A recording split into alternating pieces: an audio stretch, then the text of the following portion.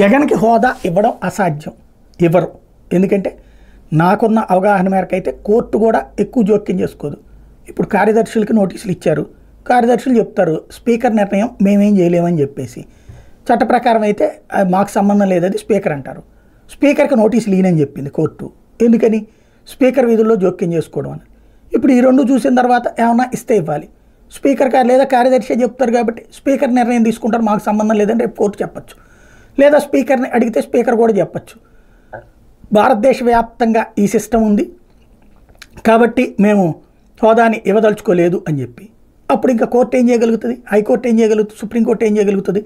కాదు ఈ సంప్రదాయం మార్చండి, ఇది హక్కు అని చెప్పడానికి కోర్టుకి పరిధి లేదు.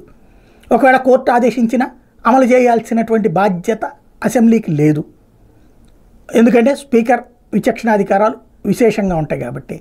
గతంలో రోజాని అనుమతించమని చెప్పి సుప్రీంకోర్టే ఉత్తర్వులు ఇచ్చినా సరే స్పీకర్ అనుమతించలేదు, కోడెల శివప్రసాద్. అది గుర్తుకు తెచ్చుకోవాల్సినటువంటి అంశం.